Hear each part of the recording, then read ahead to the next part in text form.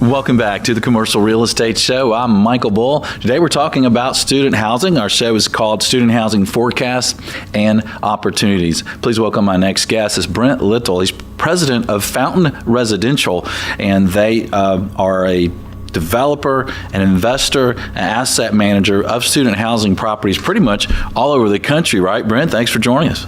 Good morning, Michael. How are you? We appreciate you being in Studio One today. So tell us what you guys are up to at Fountain. Are you guys buyers or sellers this market? Are you developers, and where are you? What are you doing today? Right. We're student housing developers, and we develop all across the United States. Some of our most recent properties have been all the way from Minneapolis, Minnesota, and Bozeman, Montana, to San Antonio, Texas, and Fayetteville, Arkansas. So any major university really with a full-time enrollment of about 10,000 students or above across the country is a place that we're interested in. So you're spending a lot of times in the planes and airports, right? A lot of times in planes and airports, that's correct. Yeah. And what do you think about the future enrollment in colleges and how that's going to impact student housing moving forward?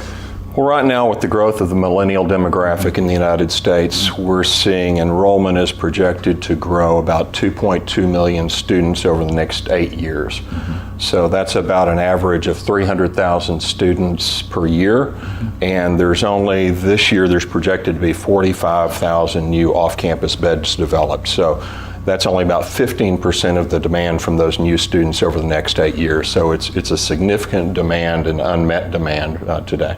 Right. So that's pretty amazing numbers. So why isn't there more new supply coming online? Is it a problem with getting construction financing, find the right sites? What is it that's slowing supply?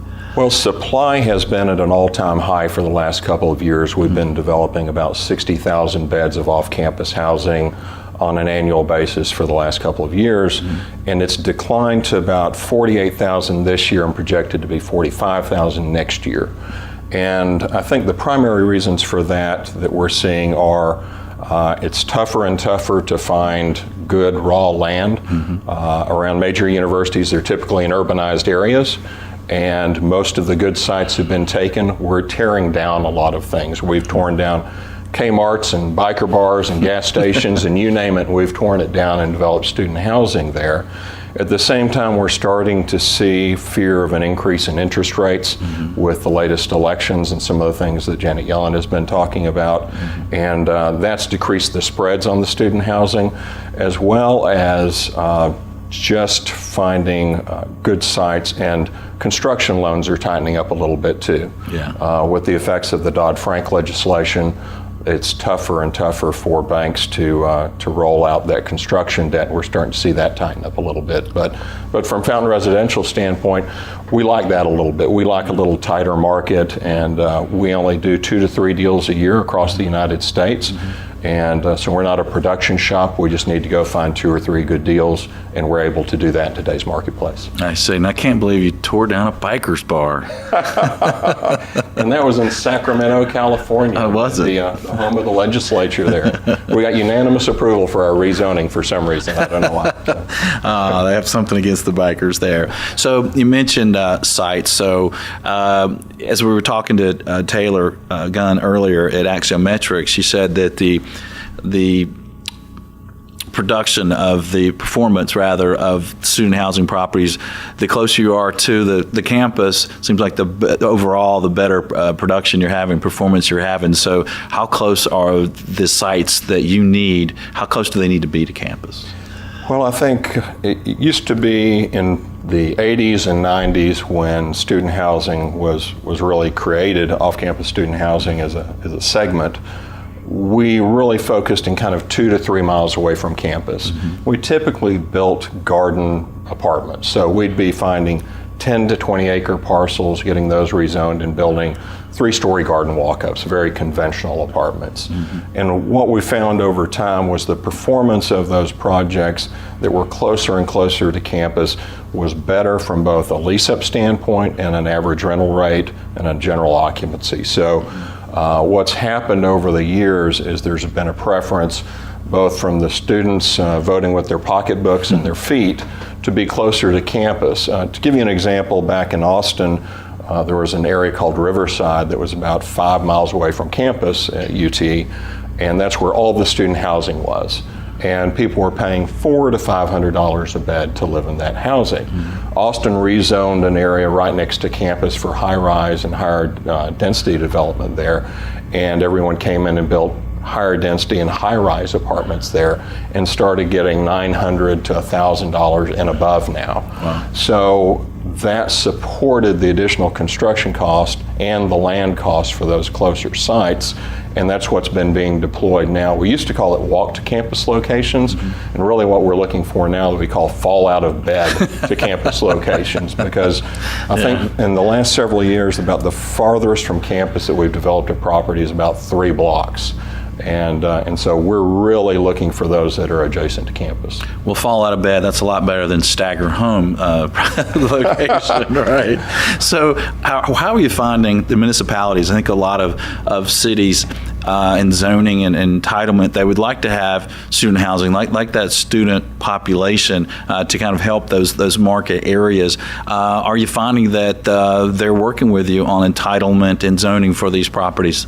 There's a broad range of answers to that question. Yeah. Some cities understand the issue that they have. We have one market where the city understands that there's only about 20, on a national basis, only about 20 to 25% of students are able to be housed on campus.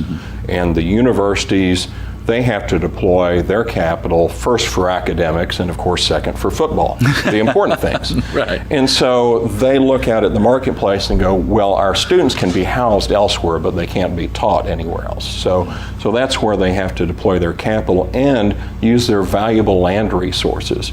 So some cities look at it and go, well, that's great, and like Austin did, and said, let's try to rezone it so that we can get students close to campus, not have them go out into our population centers and use up our valuable resources and get further out into the city or the county and reduce the traffic and fire and everything else that's needed for those. But some, there's a real town versus gown kind of mentality that we see. And you'll go in there and you'll say, well, we want to build this project right next to campus, and they go, well, we'd really like to see condos there, 1 and 2 bedroom condos. And you go, well, there's no demand for $500,000 condos next to campus. Yeah. What there's a demand for is the 30,000 people that go to school here and the 20,000 people that work here to have a place to live. Yeah. And they don't really seem to understand that. So we try to help them understand that it doesn't matter what we build, that's what's going to occupy this, and the students would really rather have our type of accommodations than a $500,000 condo. Yeah. So what would you say right now? I mean, there's a lot of planners around the country that listen to this show, and if they have a university there in their market, what would you tell them about density and zoning? And I like to work with the communities that want to put the students and the administrators very close to the campus. That makes sense to me, rather than have them go out into the neighborhoods, take owner-occupied housing, whether it's condos or single-family housing, and convert it to student housing. We can put it right next to campus. It needs to be thoughtful. It needs to meet with the architecture, but that's what I'd like to see them do more. All right, well, stay tuned. We'll have more on student housing. This is the Commercial Real Estate Show. Stay with us. Hey there, thanks for checking out the Commercial Real Estate Show. Don't miss a video of special interest to you. Be sure to subscribe below. And if you appreciate the videos, be sure and thank our sponsors. There's a link to more information about them in the description. For more videos, podcasts, and articles, check out creshow.com.